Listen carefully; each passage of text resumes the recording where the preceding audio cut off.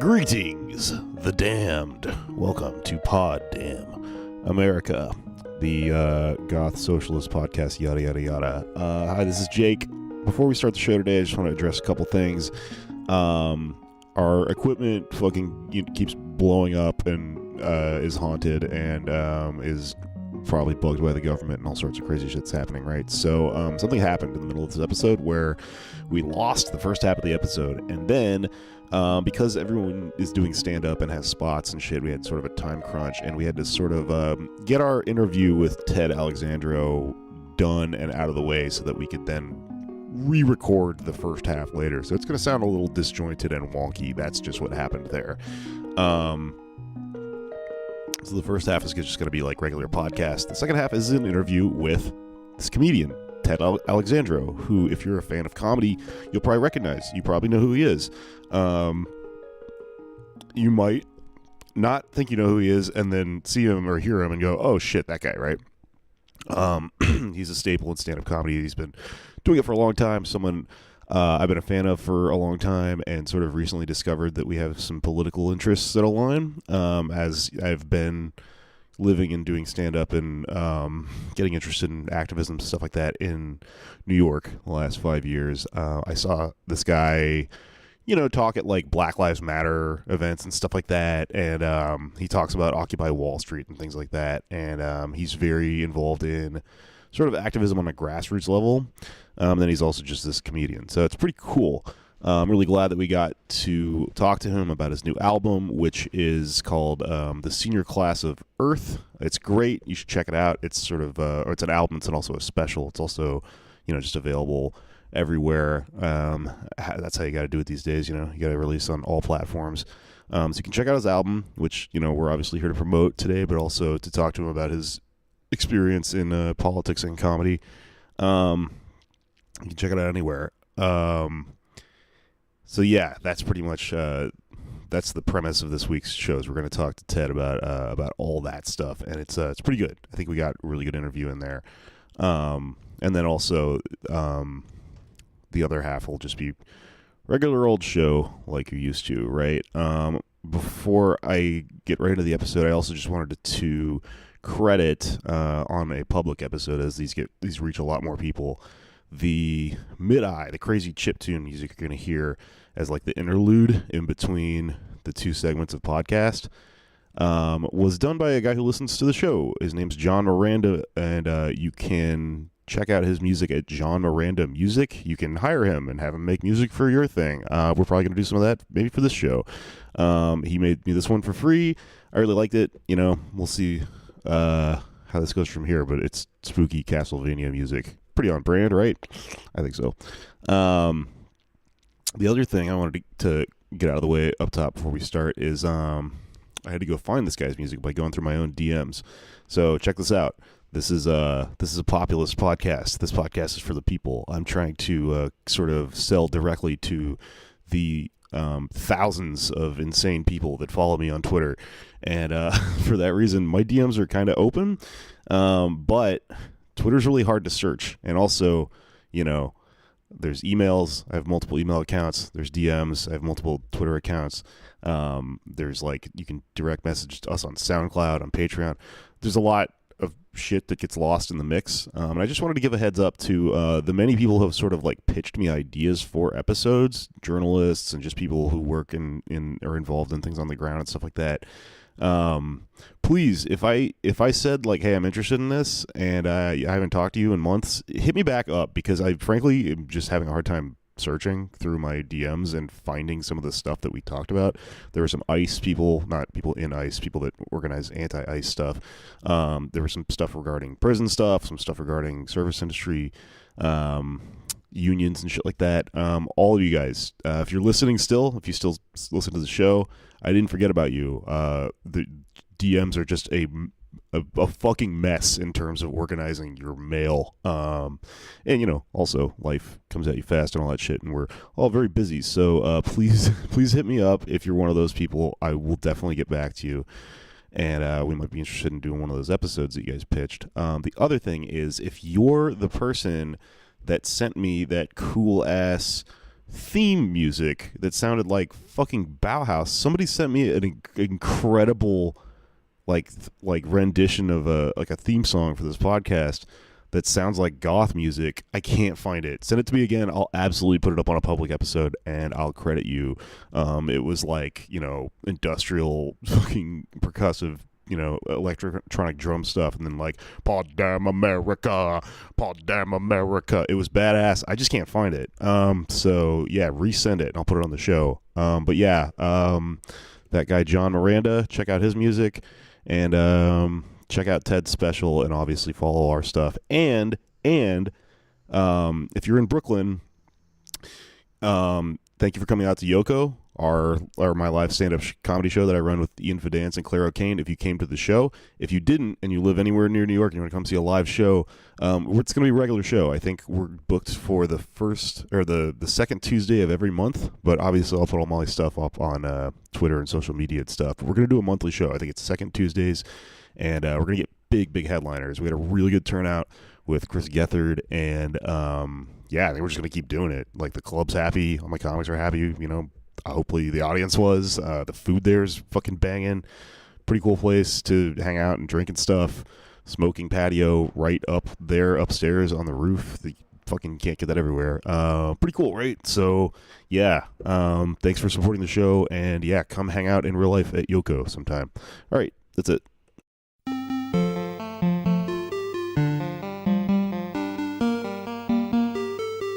Into positions of hopelessness and helplessness. The government gives them the drugs, builds bigger prisons, passes a 3-strike law, and then wants us to sing God Bless America. No, no, no. Not God Bless America.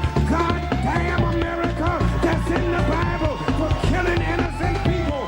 God Damn America for treating us citizens as less than human. God Damn America as long as she tries to act like she is God and she is supreme.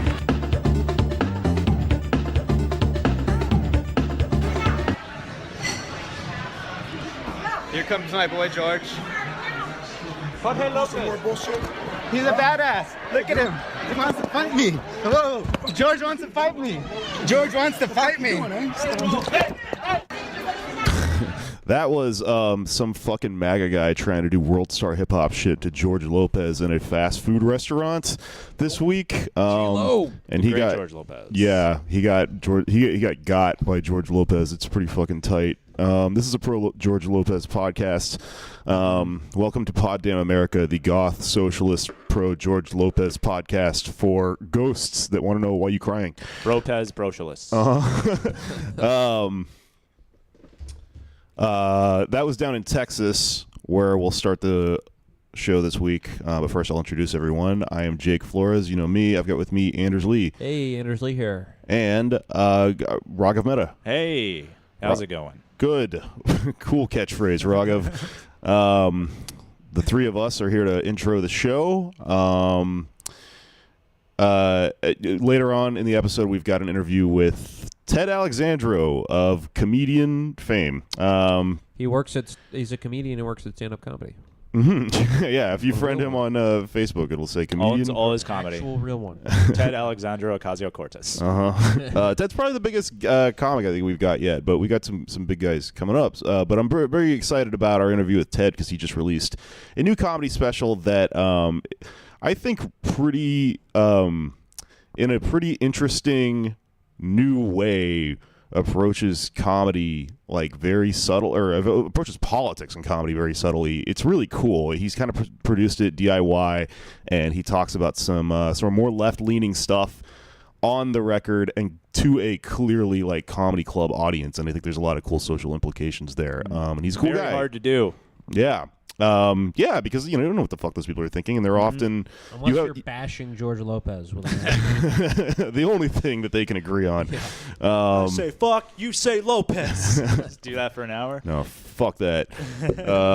I love George Lopez, man. I'm a George Lopez apologist. People don't know that he's actually kind of a badass like stand-up because he had to do all those like shitty sitcoms and stuff. Yeah. But he's he kind of rules. Like he's not like he's kind of like a Cat Williams type where you're like not like, oh, this guy's a genius joke writer. He's just very fun to watch. Charismatic, yeah. I would describe him as I was thinking about this recently because I've been thinking about Eminem a lot.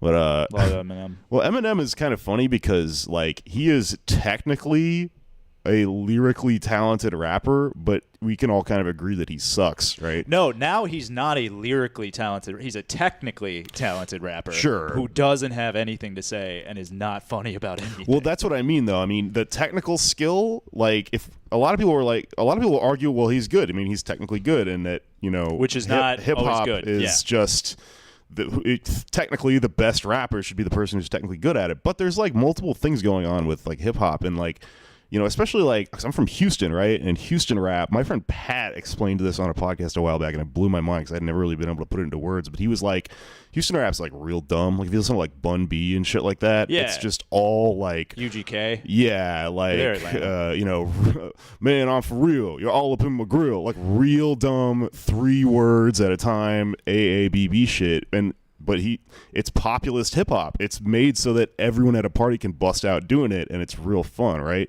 So like Eminem is you know, like a John Mulaney to like Bun B being like George Lopez. Like They're like they're called like chopper rappers who can just rap very fast. Yeah, like Twista and yeah, shit, like yeah. Twista, but it's like I don't want to listen to that. It's like when it's you guys ever listen to Dream Theater when you were younger?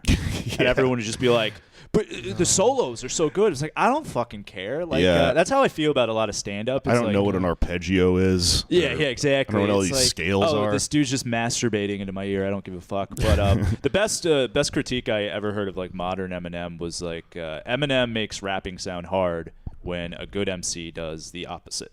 Oh, I like that. Yeah, it's great. I just remember being disappointed when he was because I remember reading some article when he was in hiding. He was kind of reclusive and he was just eating Taco Bell all the time. He's eating Taco Bell on pills and shit. Yeah. He like overdosed on Christmas and like it went to rehab. Oh, like, the day after on Christmas. the day of, I thought you would like that's like some new drug. He overdosed on Christmas. Doing Christmas. I wanted a fat Eminem. I thought I was gonna get a fat Eminem, but he shows up. He was. There's like this old Rolling Stone story that's I very remember sad. seeing that, but Yeah. he didn't bust that. He lost all the weight before. There is this quote. I want Eminem to look like the yellow Eminem. Yeah. I'm gonna be round and yellow. He had like a turning point moment where he was in a Denny's or something, and some kids were like, "Yo, that's Eminem," and one kid was like, "No, Eminem ain't fat." He's like, "Oh, I got to get my life together." Not all the other shit that he was doing. That's what made him turn it around. Yeah. But anyway, pro George Lopez podcast and That show was actually. I thought it was for like a sitcom. I thought it was pretty good. I mean, That's genre. to me, he's kind of a sleeper in the way that like Bob Saget is like on all these shitty sitcoms, and you go, oh my god, in real life he curses and he's filthy. yeah. Except with Bob Saget, the novelty of that fades away after about 20 minutes because his act isn't really that good. But with George, I think he's more fun to watch. But maybe I don't know. I'm from Texas and I'm fucking Mexican and all this shit, and there might be other shit going on there. But anyways, before we get really, really deep into the stand-up comedy of George Lopez, we should talk about politics a little bit, and then later we will get to Ted and his new album, which you should check out. But in Texas, as long as we're on like the topic of Texas, Beto O'Rourke and fucking Ted Cruz, not to be confused with Ted Alexandro, different person. We didn't have Ted Cruz in the podcast, but Ted Cruz and Beto O'Rourke debated last night, and it's really fucking funny. Beto obviously, fucked him up, I think. Although, who knows what the fuck Cruz's audience heard when they watched this debate. But there's a lot of good self-owns in it. Like at one point, Ted Cruz is trying to, I think, explain how committed he is to politics, but he just goes on a very long diatribe about how he missed all his daughters' like soccer games and shit, and just isn't a good father. and then they just go, all right, that's the end of your time, and he's clearly like, wait, I was gonna get to the point, which is that I'm a good dad.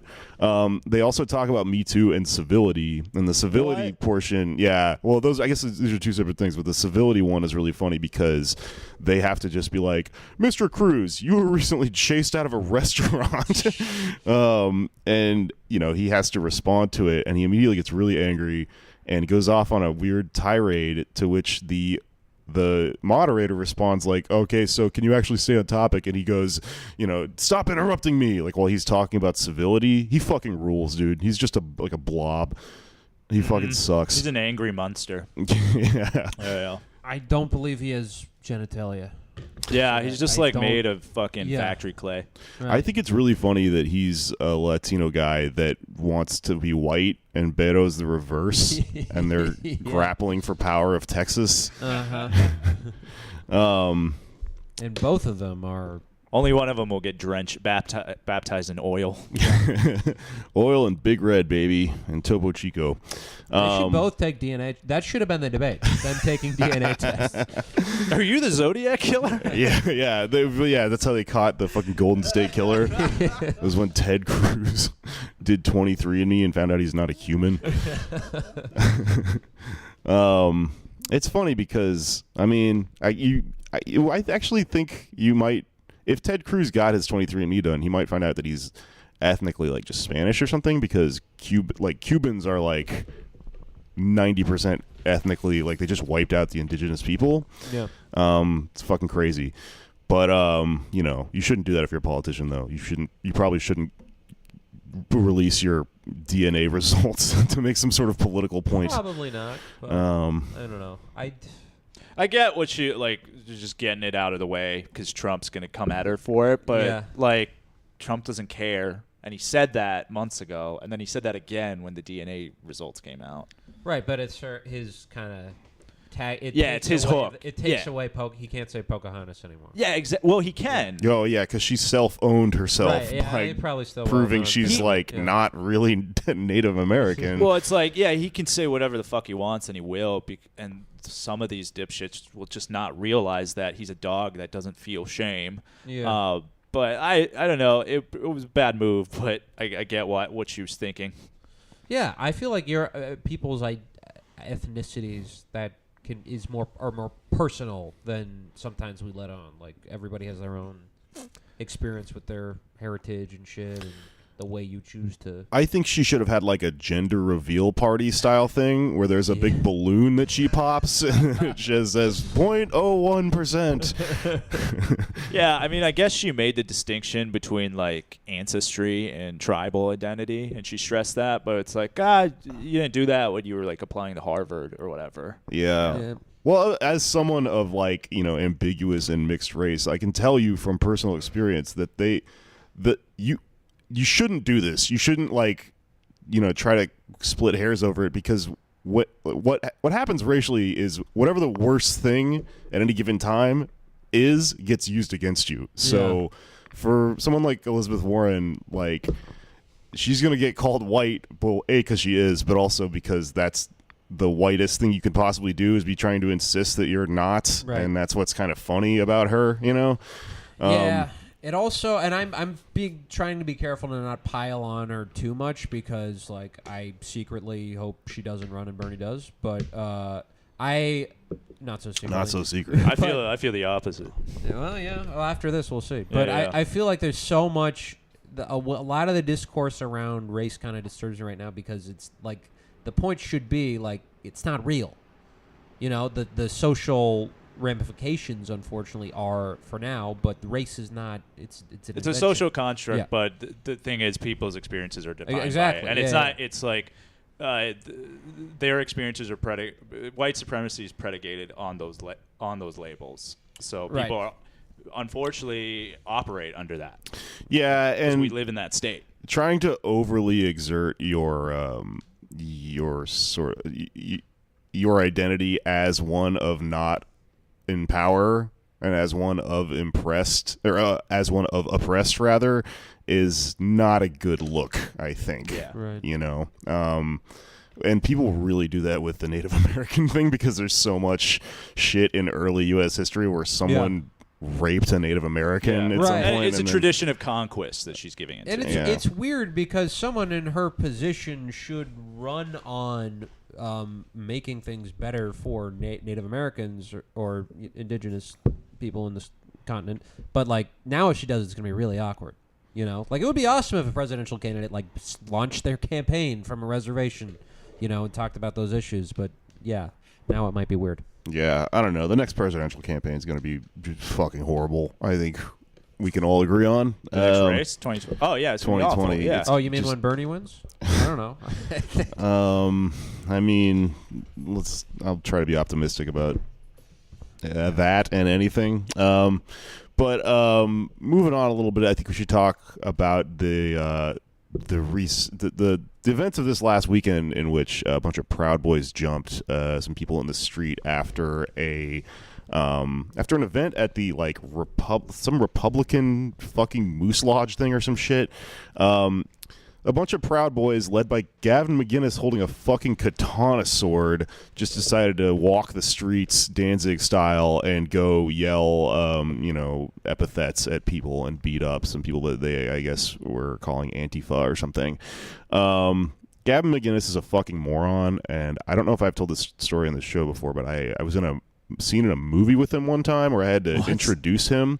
The movie Vice movie? No, actually, so the movie I was in was called Long Night, Short Mornings, and the scene got cut out, but there's this, it's like a drama about some fucking couple in New York, whatever. But the couple that it centers on go to a comedy club and they watch a comedian. The comedian is Gavin McInnes, and he does basically Pauly Shore style material about having a threesome. It's fucking insane that he's like leading a neo-fascist movement because he's just this shitty comedian, and he does this. He is Pauly Shore. He's this Dustin set. Diamond, dude.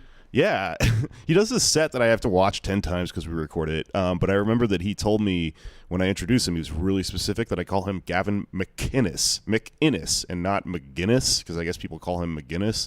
So, if you have to interact with him, this probably won't get him to change his ways or really have any meaningful political effect, but it will bother him and make him uncomfortable. Call him Gavin McGinnis with a G, because apparently he hates it. Also at this event, it was a Republican club event, which had included him reenacting the 1960 assassination of Japanese socialist leader in Israel, fucking that up, Asanuma, by a sword-wielding 17-year-old far-right nationalist. Oh, that's why he had the sword. Yeah. He was doing weird cosplay shit with it. Yeah, man. The worst thing about these fucking Proud Boy guys is that they suck and they're Nazis and they're also fucking nerds. Like who gives a shit about this obscure historical event, Right. Well, but that's their whole thing is masking fascism under the guise of anti-communism, and they're not the first. This is a long tradition with the far right. Is the rock against communism was skinheads, the Oi people in the 80s. And today I remember going to a May Day rally a couple years ago, and there were these fucking alt-right kids with their stupid Kekistan flag, and they were just they were just talking about communism, Stalinism, and they're not going to tell you what they actually believe. It's just this oppositional thing that they try to use to cloak. Yeah, well, it also makes sense because the people that they worship are capitalists, and fascism is capitalism in decay. Or at least that's a model of understanding it. I saw a political cartoon a while back that I thought was kind of poignant, and it was that fascism is this iron ring that you put on this barrel, and the wooden barrel is capitalism, right? That's how you hold it together while it's fucking rotting. And I don't know, we could talk all day about that or whatever, but I mean, those guys are in their from their own perspective, big free market libertarian dorks. That's why the Libertarian Party is like a gateway to that fascist bullshit. God, I remember watching Get Off My Lawn, which I guess is Gavin McGinnis's new show. Nice. But he had this guy on who I don't know who the guy was, some socialist blogger or something. And Gavin McGinnis was like, the majority of billionaires are self-made. And the guy was like, what? Where'd you read that? And Gavin McGinnis was just like, I've looked into it. He was like, can you show me he's like, I've looked into it. But his entire crux of his argument relies on this fact that he just pulled out of his ass, that if you're a successful person, if you're rich and wealthy, it's because it's purely because of your own grit and So who gives a dedication. fuck? Yeah. Even if they're self-made, they probably killed people. Yeah, right. Yeah, you did that all by yourself.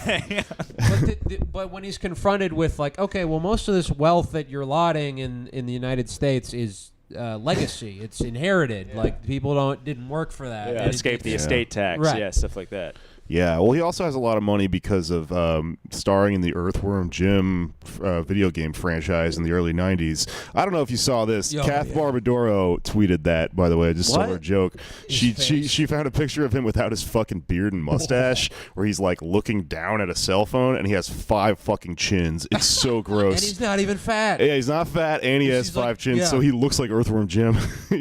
He has like this weird long head, which just speaks so much to like the masculinity shit that the Proud Boys are so centered on. Like he's clearly a guy who doesn't have a fucking chin and is insecure about it and fucking weird.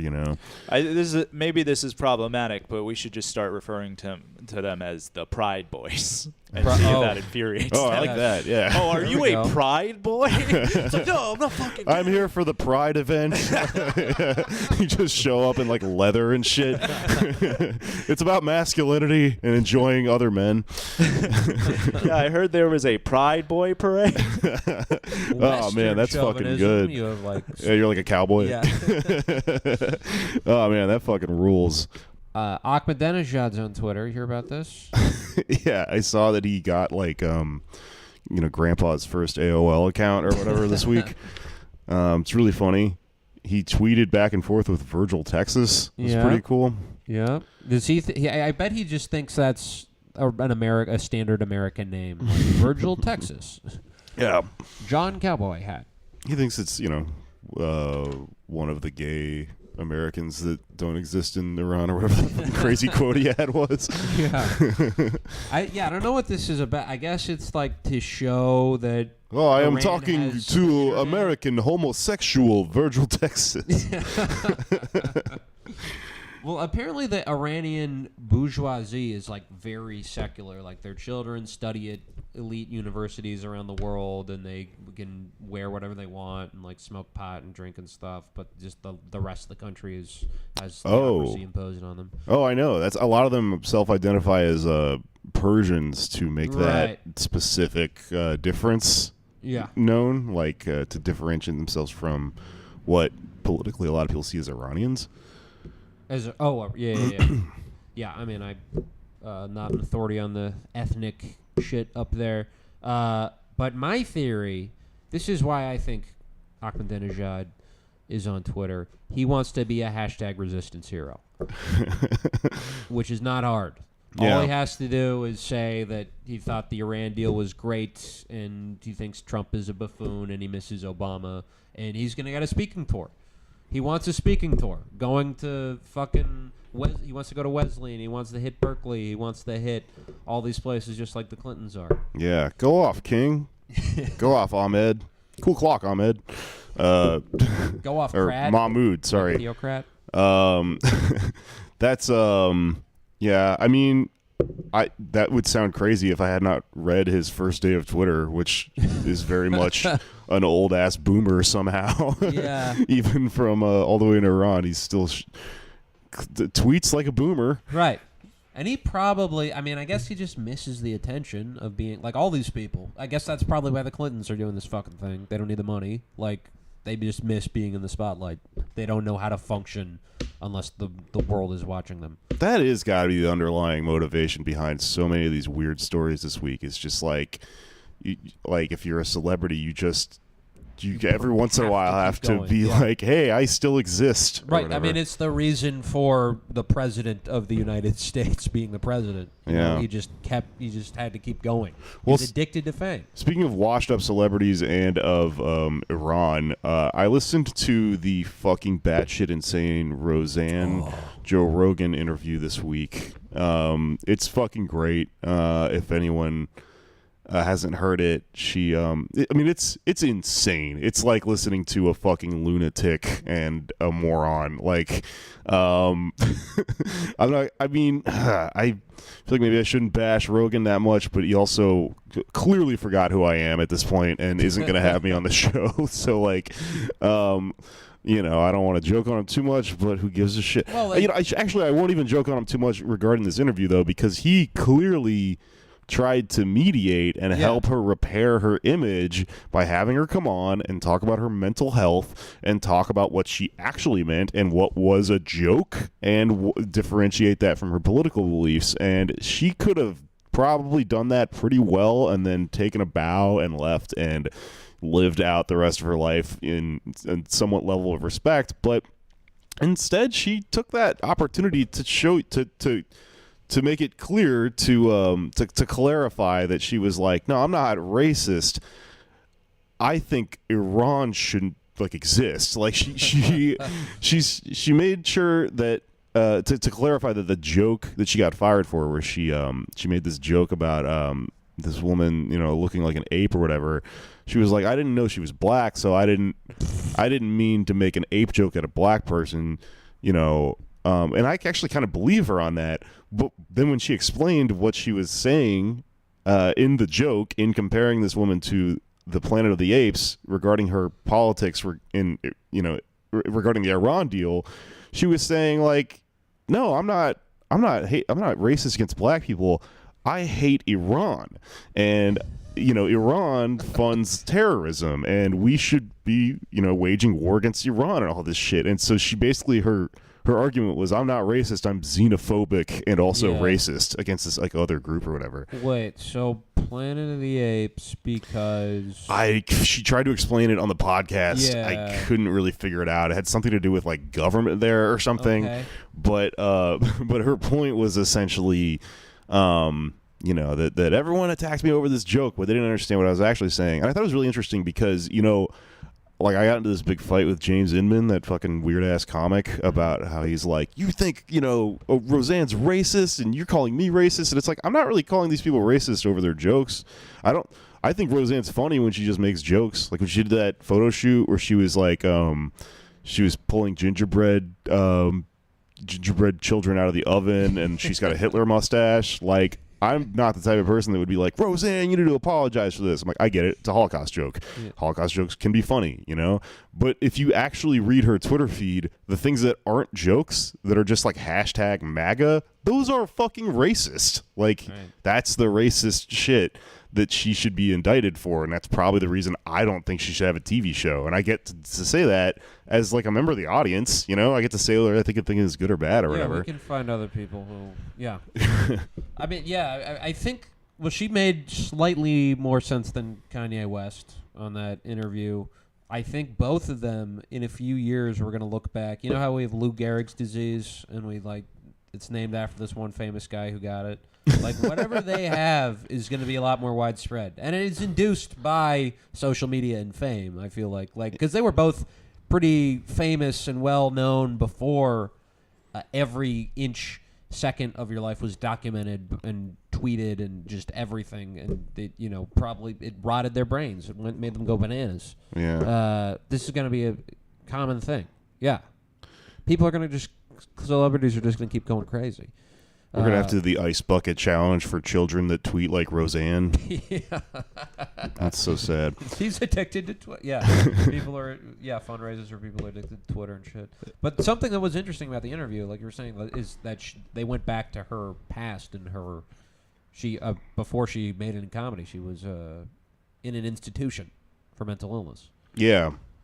Which is... Yeah, well, I mean, you know, if she had sort of, if she had discuss that into some level, like, I mean, I guess it's a complicated thing to ask a mentally ill person to own up for what they're talking about when they talk about their own mental illness, but there is an extent to which it really begs the question, how much do we apologize for someone on the basis that they have mental illness if they are also telling you that I, in my sound mind, have these political beliefs and I support Donald Trump. And you're a fucking famous person who supports this guy who wants to ethnically cleanse the country. Like, at what point do we go, oh, well, but she has mental illness, so, you know, like, that's not serious and that has no effect, and no, even if she doesn't even know what the fuck she's saying, that still has so many the net effects on, like, the people who hear her shit and are influenced by it, you know? Yeah, and it's also kind of difficult for her to get empathy on that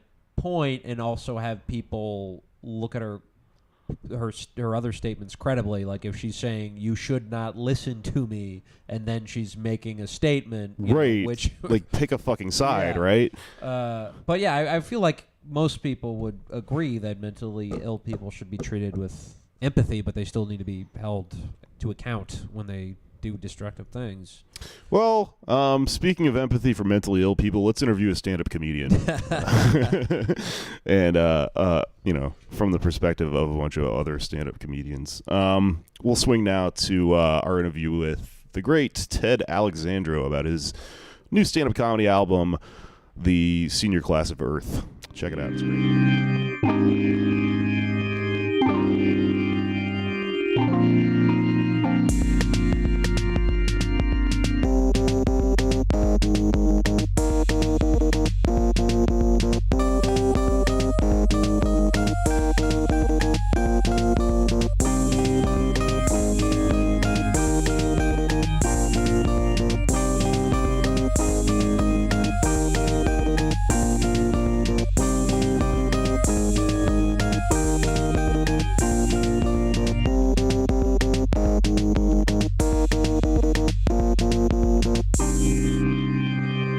And now, moving on from the beginning, we definitely didn't fuck up 20 minutes of podcast and have to reverse engineer everything. Didn't happen at all.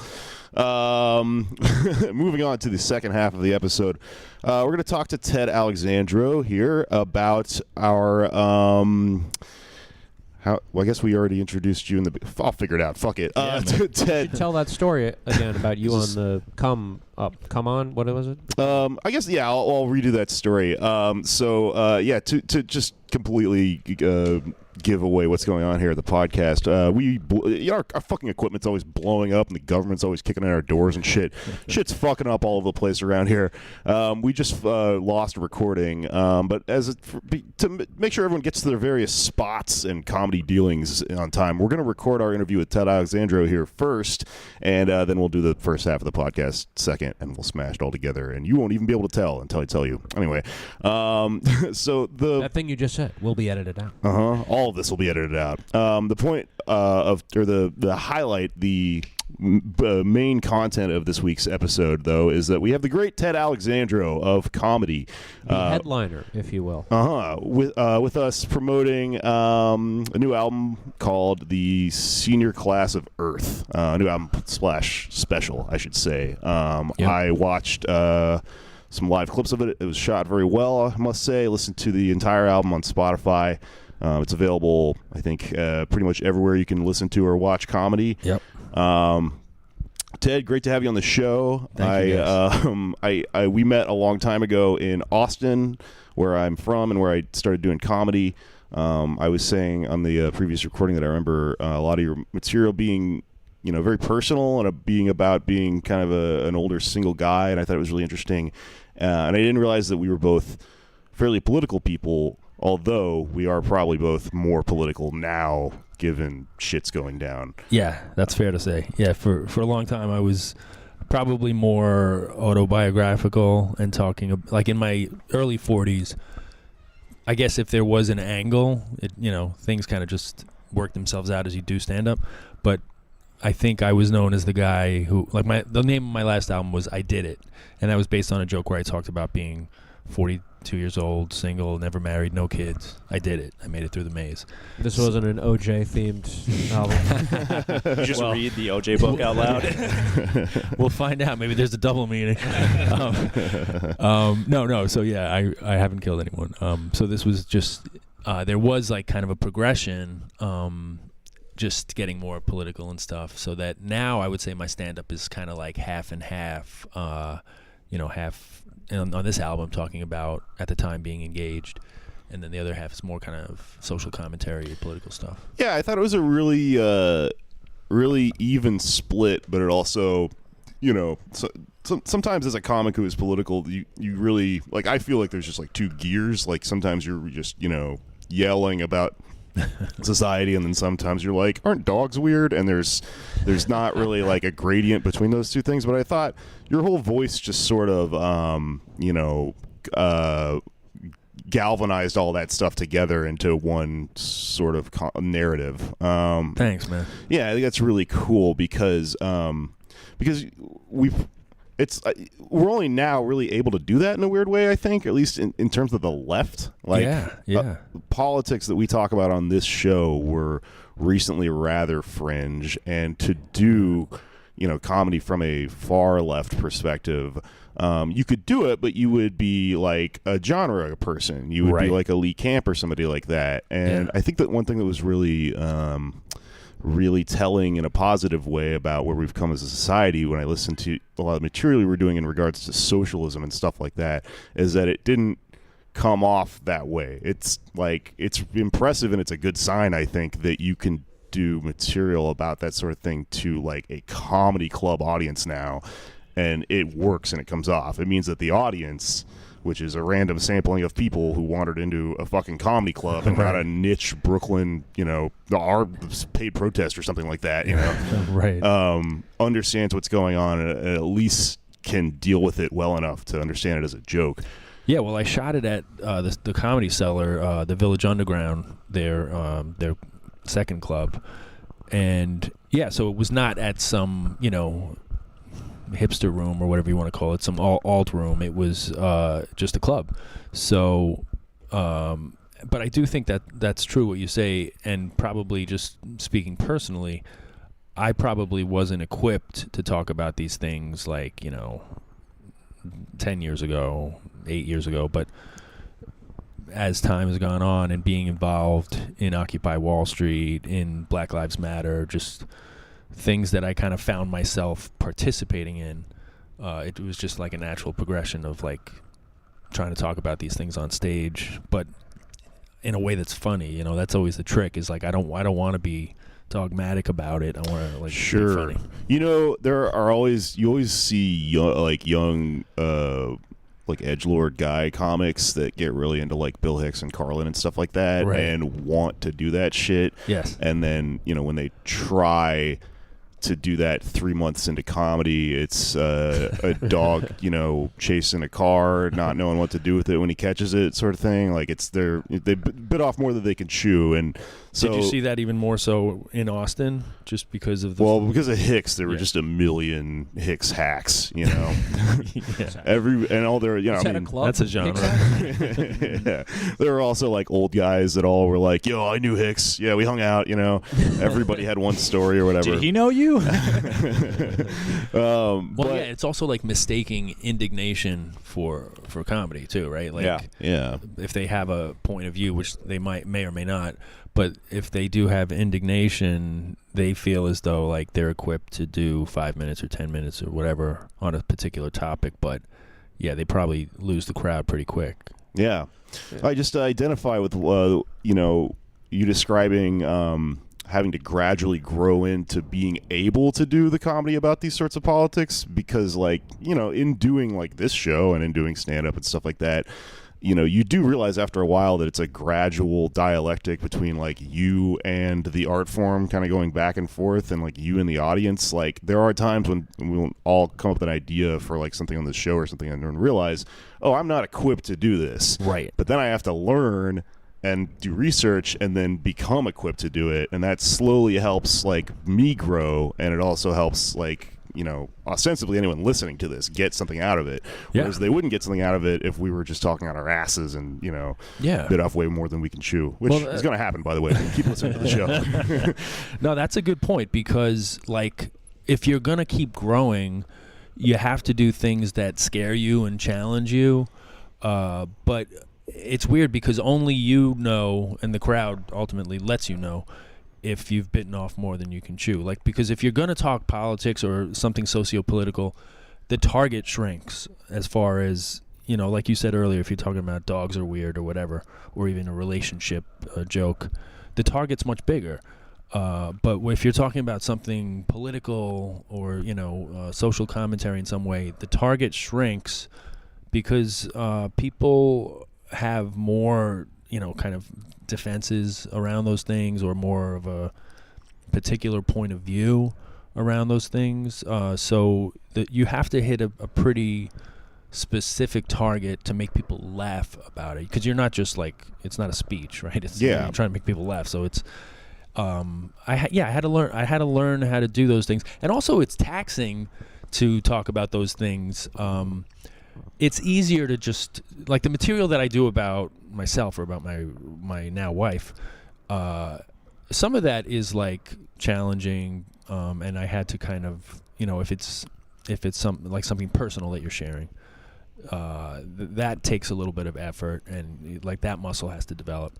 But with the political stuff, there is a process. There's a learning curve of like almost convincing yourself to do it every night, like, because it's easier to just I don't know if I want to sell this tonight, or you know what I mean. There's an effort that has to be made, so that you have to build that muscle up.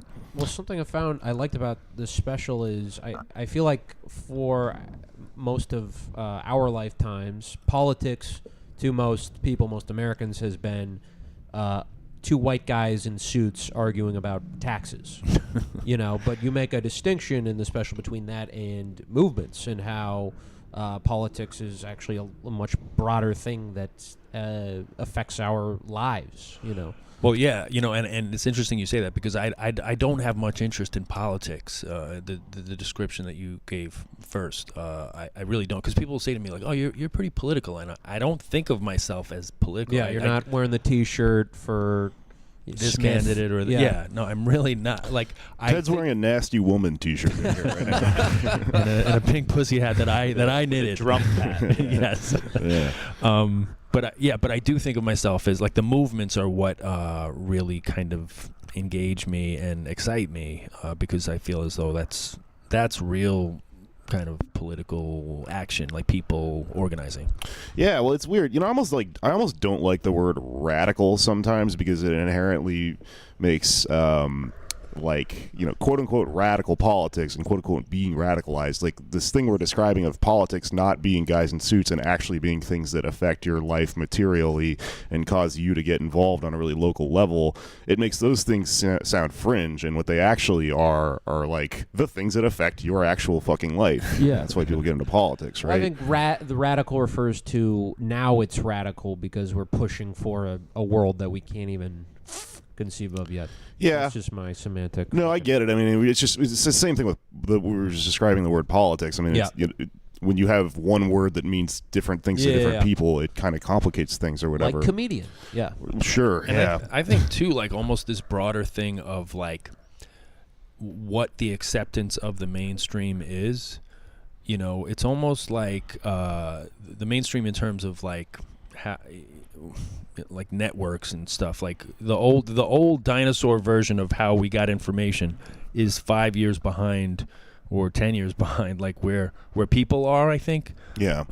So I think, you know, like a lot of the things that maybe were seen as fringe, and maybe in some sense, if you're watching Anderson Cooper or whatever, you know, like might still seem fringe, but like really aren't, in terms of like where people are at.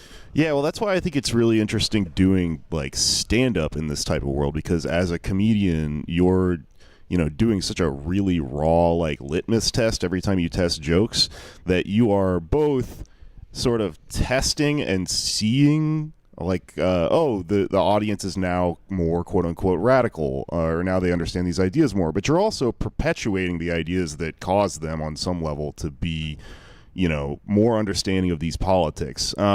Maybe not. I mean, stand-up is hard to gauge, because it's like, well, how much voice do any of us have individually? But I don't know. I mean, I think it's hard to track because Yeah, I talked about this a little bit on our last bonus episode about why I think Law and Order doesn't make any sense anymore. But the monoculture you're describing doesn't exist anymore. Like, it's being splintered off into all these different things. So actually, podcasts like fucking Chapo Trap House or something like that, or like all these other, fringe leftist sort of things are having an effect and actually changing the way people think politically. And then, the other evil side of that is like, you look at all these Trump people, and those people clearly aren't getting their information from the monoculture either. They're getting it from their other, right-wing, atomized, fringe, atomized, avenues of information. And like terms like radical and even like elite, like Matt Taibbi made this point in a recent Jacobin interview, is like not only are like those terms weaponized and dictated by one's own perspective, but it's also just like imprecise. It doesn't do anyone any service. Where like I don't know, 2010 Bernie Sanders was filibustering the Bush tax cuts renewal that Obama renewed. And everyone was calling him a radical. Even his fans were at that time too, right. And that didn't service anybody. But we keep giving into these dichotomies and stuff. Yeah, I don't know. It's interesting. I mean, they both inform us, and then also we work against them, which is a really just fucking obnoxious way to frame doing stand-up comedy. But guess what? You're listening to Pod Damn America. That's unfortunately what we're all about over here. And I think the point that you made too is interesting because this is such a recent phenomenon. Like when I started comedy in the early to mid 90s, it was pre-internet, pre-social media. So like when you took the stage, there was this subconscious monoculture that informed everything you said, but that's been exploded in the span of my career, and what is it really, the last 10 years that it's become so prevalent, like social media. There's no center really anymore. Yeah. So you kind of like, if you're still kind of speaking to that monoculture from the stage, it's kind of antiquated, For sure, yeah. Dude, that's why so many comedians I watch now that are like still trying to get on TV, I watch them and I'm like, who are you talking to up there? Right. It's an imagined person, Yeah. And it always kind of makes me laugh because it's just, I think in 5 years that is going to become more and more absurd, and people are going to realize like, oh, there's not one big broad audience anymore or whatever. There's a lot of great late night sets, a lot of great comics do them, but I find myself a lot of times watching those late night sets and being like, they're so much better than this like 5 minutes that they've been allotted for this, awkward sort of huge audience that's been instructed to applause and laugh, like like process it doesn't canned comedy. Exactly, it's canned. It doesn't have the same feeling as like live performance or a longer drawn out set. And a lot of times the very comedian that you're watching probably has a more interesting 5 minutes, but they're not doing it on that totally show, right? To speak to that point, you self-produced this new album, right? Yeah. So, was that deliberate? 'Cause it sounds to me like you self-produce a lot of your own work, which is something that I'm really into. I'm really into DIY in terms of just artistic ethics. I think that it helps keep a lot of the compromising factors off of what makes anything good. Right. But then there's also another part of that sometimes where people, it would be very easy to make an argument that goes, hey, Jake, why is everything you make DIY? Well, maybe it's because you can't get on TV and all this other stuff, Right. Maybe it's I'm just self-aggrandizing, not being marketable or something. But I do think that there's a value in it. Was it a deliberate thing? Do you think about your work that way? I do, and that's a relatively recent thing too, of kind of, because I had management early on in my career, and I've probably had like 3 or 4 different managers and agents, but I haven't had any representation for the last, I guess, maybe 4 years. And there were other pockets throughout the career where I didn't have management for maybe 3 years here, 2 years there, just because of the fact that when you do have representation, let me start by saying a lot of good things did happen by having representation, and it did give me entree to the larger business and, television credits and all that kind of stuff. But the drawback is you kind of get into this this factory where the next step is very much dictated to you. Like, well, you've done this, now you do this. Now you audition for a sitcom. Now you pitch your sitcom or whatever. Yeah. And I just felt kind of constricted by the predetermined path of a lot of it. And I also, it's not the way I like to live with like space, like see what happens, just like see what happens. Mm-hmm. And it kind of, I found it, at least for me, and maybe some of it was self-imposed, but I found it to be restrictive to kind of have these phone calls from people saying like, here's, from people with financial interests, like for you working, kind of dictating where you go next. So to answer your question about the special, yeah, I've done, this is my third special, and all three of them I've done DIY, self-produced. Cool. Yeah, and you said that you liked the look of it, and I did too. I worked with Matthew Weiss, who did my last special too, but we wanted something that captured kind of the unique feel of a club, made it intimate, made it interesting to look at, so that it's not another cookie cutter theater comedy special where, like you said, everybody's hopped up and screaming from giving you a standing ovation when you come out of the gate or whatever. Yeah. I just wanted I wanted it to feel more organic to what I do, which is a club. Yeah, I don't like when comedians take their act and then the final product is like a stadium or something. Like, I really think that like the best shows are in like 100-person rooms. Yeah, and intimacy. Yeah, it's undervalued. I really like albums that are recorded that way, and like from an audio perspective. But also, like your special reminded me a little bit of like Morgan Murphy produced a special that was like shot in a really dark room like that. Irish Goodbye. Yeah. It was Great real special. cool. I'll have to check that out. Yeah. But it recreates the just feeling of being in a show that I think gets taken away when you do these big, comedy in the round, like Dane Cook sort of things or whatever. Well, I think also what comes along with doing a venue of that size is, again, talking to what we were saying about monoculture, just by virtue of there being, 20,000 people rather than 200 people. There's more of a presumption of like it restricts what you can talk about. You're not going to get into too many political things or whatever because it's unwieldy to talk to 20,000 people about like something that has some nuance to it. Mm-hmm. But 200 people, regardless of how they feel sitting there, just basic decorum is that you listen, you don't yell out, or you know what I mean. So the intimacy, and also kind of I guess, you're able to explore things that you can't in a stadium environment. Yeah, for sure. I always think about, you ever meet Eddie Gosling? You know that comic? Sure. Yeah, I love Eddie. We did Vegas together probably like 15 or 20 years ago, and kind of just hit it off in a way that, like, I don't know that we've worked together again, but like we just love each other, Yeah, he's great. Yeah, he's a really cool guy. I used to watch him when I was starting out in Austin, and I just think about this a lot because, and it's no offense to him, it's just I saw him do stand up like on TV, years ago. I think he had like a late night set or something, and it was good, but But I used to watch him in the room in like small comedy clubs, right, and would be like gut busting laughing. Like I had to like run out of the room, and that just doesn't happen when you watch someone like on TV, really. No. Or like, through all the abstraction or whatever. But man, he's just, he's one of the only comics I've literally had to leave the room. Like, so funny. And I'm a comic. I hate comedy. I've heard every joke, That's right. Yeah. But yeah, so that's cool that you stylize your special that way.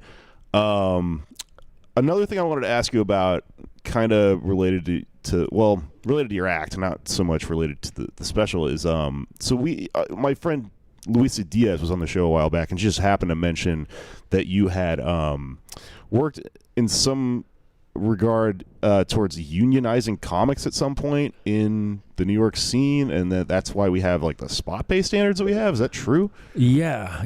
On 2 different occasions, I organized comics for a pay raise. The first time was like early 2000s. I drafted a petition that I then got 100 and something comedians to sign, just saying, we, the undersigned, request a pay raise, blah, blah, blah. And then the second time was with maybe 3 or 4 years later, a group of comedians. This time it was more kind of a real, structure, organization. It was called the New York Comedians Coalition, and I did that with Russ Maneve and Tom Shalhoub and a bunch of other guys. And there was talk of unionizing at that point. The first time it was more just a petition, straight up talking about pay. But this time there was discussion about possibly linking on with AFTRA or SAG and unionizing. But it just became like too much of an endeavor. Like the comedians could rally around more pay, but it just became like too much work. And also, like, I didn't want to be a full-time, like, a lot of the responsibility fell on like the 3 or 4 of us. Sure. So that I kind of, not that I put my work entirely on hold, but there was like a 6-month period where that was like a full-time job. Yeah. How did clubs initially react to this? I imagine like some of them would be flabbergasted by this level of organization. Yeah. I think they were. I think they were pretty shocked. And also the first time I did it, I was maybe 10 years in. So, like, just like the status that a lot of the business responds to, I had enough of it that they knew who I was, but maybe not enough that, that they were like, what the hell, he's doing what, Yeah. So there was a little bit of that. I wasn't like a real veteran who was a fixture at all these clubs. I was working a few of them regularly. Others I was kind of halfway in. So there was I think a measure of like, who are you to the first time I did it. The second time I was a few more years, probably closer to 15 years in, and had a group of guys, so it was a little more kind of spread out, I'm curious about like whether comedians are able to achieve that level of solidarity because, like, I like to make fun of comedians, and I think a lot of like comedy brings out the worst in a lot of people, and like it just seems like there would be a lot of scabs, because everyone's so hungry for spots and shit. Sure. Yeah. And there are a lot of unideological people out there who go, "What do you mean? That means a job for me," Yeah. Well, I'm sorry to cut you off. Go ahead. But it just reminded me of, we had meetings at AFTRA. AFTRA was nice enough to lend us the space when we did it the second time, and there was that very dynamic of like, it was kind of open meetings, so everyone from Colin Quinn, Dave Attell would show up, Patrice O'Neill, to like open micers. So we made a concerted effort to get everybody on board because we knew that dynamic would exist where younger comics would be like, oh, this is my chance to get in at the cellar or whatever. So we just said, like, guys, this is an opportunity for all of you, and it'll probably benefit you guys more because you're coming up into this system. Right. So yes, luckily we got the pay raised 2 different times. First from $50. I'm talking about weekend pay. From $50 to $65. Then it went up to $75, and then a couple clubs went to $85. And the cellar now has taken that even to $100, $125 in their different rooms. So I think what it basically did was introduce the conversation of like, we live in New York. Like this should shouldn't be at 1980s levels. That's interesting to me because I kind of wonder sometimes about how much even Marxist theory can apply to just like art. I think specifically in America, but just in society at large, if we're talking big heady theoretical shit, because like I came from Austin, which is quote unquote live music capital of the world. That's how they advertise their city. It's good for tourism and marketing and stuff, and so but I had to stand up there, and there was this thing that existed, this Health Alliance for Austin Musicians. I used to do a joke about it. Health Alliance for Austin Musicians. It's called HAM. There should be one for comedians to be called Hack, etc. But the bit I would do, that the point I was trying to make was that I thought it was cool, but I also thought that it was a little bit limited, and it's weird to have an artists union because art is kind of bougie, and so what you do if you don't have universal health care, but you do have this musician's health benefits thing, is that if my mom has fucking diabetes and she needs medicine, I'm like, Mom, you gotta pick up the fucking bass, we gotta get this band together to get this. It creates this weird, like, if you don't build socialism from the ground up, it's really odd, like benefits for people to be artists. Like, I think it's kind of weird, and I always found that a lot of the pitfalls that we see in terms of like scabs and stuff like that would totally happen. Specifically for me, it was a weird couple of years when I was looking into that because we just couldn't get the musician people would tell us, "Oh, you're not a musician," and then we go to like the performing arts art people and they'd say, "You're not a performing artist," and we go, "Well, what the fuck is stand up?" You know, right. And you know, we got nobody gave a shit about us or whatever, but it just made me kind of think about it, and I don't know where I stand and whether I think that it's even possible for unions and that sort of solidarity to function among like artists. Might be wrong. This is just a kind of weird take I have. Well, I mean, what has become groups like Equity and other like stage actors, which is very like the theater. For an Equity show in the theater, it's very highly regulated, like very tight. All these waivers and shit you have to get around. Very difficult to get in. But that started during vaudeville because it was like the bottom feeders. It was like the scrappy performers who would do an act and they'd go around. They'd like go to St. Louis and they'd be driven to St. Louis from, you know, Maine or whatever, and then they wouldn't have a way to get back home. They would just get screwed left and right, and so they started banding together. But there were like more successful people on top who didn't like it. They were like, I had to do this, I had to come up and get my riches this way, and you should too. But what it seems like it's kind of become now is there are opportunities to perform in a non-union official spaces and things, but if you want to actually make a living doing something like theater, you have to be in one of these bureaucratic unions, which has benefits to it. I'm not knocking them, but that is interesting. But it started with like, you know, scrappy people banding together and like making demands. Word. Sorry, go ahead. Well, I was just gonna say, like for me, I didn't engage with it like on a theoretical level. At that point in my life, I was kind of ignorant of like that context. It was more just like present in the conversations I was having with colleagues that we were annoyed that we were not making a living, like enough to pay our rent, you know, and that these clubs were full and had lines around the block and were adding shows, and you know, so it was more just like there was this constant grumbling in the ranks. So I just... Oh, you came about it naturally. Yeah. You didn't read a bunch of Marx or whatever. That came later. Yeah. You know? Yeah, so it was just like, oh, wow, you know, and then I just kind of, the first time took it upon myself to... And I reached out to veteran comics just so I would have a little bit of credibility and cover. So like some older guys that were working the clubs, Vic Henley, William Stevenson, they kind of co-signed like so that their names were like at the top of the petition with me.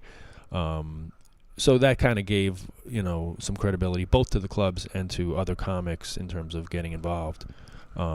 So yeah, like again, in terms of like a personal evolution, for me it was just like initially with organizing the comics, it was more you know, putting into effect like the things that were on my mind and on everyone's mind, but then over the years like engaging more politically and kind of seeing the connective tissue with all of that. Yeah, badass. Well, I'm sure the entirety of the New York scene and comics everywhere appreciate that. Really fucking cool. Responding to Jake's point, like I think it's interesting because like there's so much talk about how comedy is like oversaturated now, and like what would you made the point of how important it is to own your comedy. Like what advice would you give to like comedians who maybe don't have a following, maybe don't have representation, but get offered you know, a Netflix special and don't have a choice and are giving up, you know, some creative freedom or independence? Yeah, you know, I don't think that there's like a hard, fast answer that goes across the board. I think, you know, part of life and certainly part of the business is kind of weighing like the pros and cons of what will this do for me. You know, it's always the dirty word of exposure. You know, so obviously like being on Netflix or whatever, or, you know, back when I was starting, it was like the Comedy Central half hour was like the holy grail. So, you know, there's always decisions to be made in terms of like, all right, they're writing you a check. Is that check sizable enough that it'll, you know, make a difference for you? And you know, as an artist too, you always feel like, well, you know, this isn't my last half hour. This isn't my last hour. I'll keep writing stuff. So if this one has to be turned over to the corporate behemoth in whatever way, so be it. So yeah, my advice would be just kind of go with what your gut is. Like for me, more and more, my gut became like, I want to be involved. Also, the process, like when you just sign a contract to do a Netflix special or a Comedy Central, you're kind of turning over a lot of the decision making, like because there's a lot of decisions to be made, how you want it to look, where you want it to be shot, all of that. So not everybody's inclined to make all those decisions, but if you are, then I would encourage anyone to kind of examine, the decisions that you make, because I also feel like a career is built on each of those little micro decisions, and they kind of start to add up. So if you get in the habit of turning things over for a check, that's probably going to be your path, And again, I'm not condemning that as wholly like wrong or whatever, but just to whatever decision you're making, examine it. Yeah, well, that's why we're DIY motherfuckers. Extremely DIY, aka poor. But yes. Anyways, Ted, we probably got to wrap up here just for time constraints. But thank you for joining us, passing down comedian wisdom that I know us young pups here at the Damned can always could all use. And promote your album, man. Where can we find it? Where can my audience find it? Thank you, guys. My album is Senior Class of Earth. It's available at atcspecials.com. ATC is All Things Comedy. That's Bill Burr and Al Madrigal's company. Comedian owned, I should say. atcspecials.com. You can find it there. Cool. Thanks. Plug something? Sure. Plug away. Plug away. Next week, if you're in New York, on Wednesday the 24th, I'm going to be doing my Edinburgh show Dummy at Brooklyn Comedy Collective. It's at the Brick Theater in Williamsburg off the Lorimer L Metropolitan G. I'll post the link for it on social media to get tickets. Hope you can make it out, Dammers. Cool. Rog Meta, follow me, ACLU official. Thanks. Yeah, you know who I am. Follow my bullshit. Come to Yoko. The first Yoko was really good. We're going to probably be second Tuesday of the month at El Cortez. Me, Ian Fidance, and Claire O'Kane. Running a monthly show there now, apparently, because it went pretty fucking good. That's it. Thanks.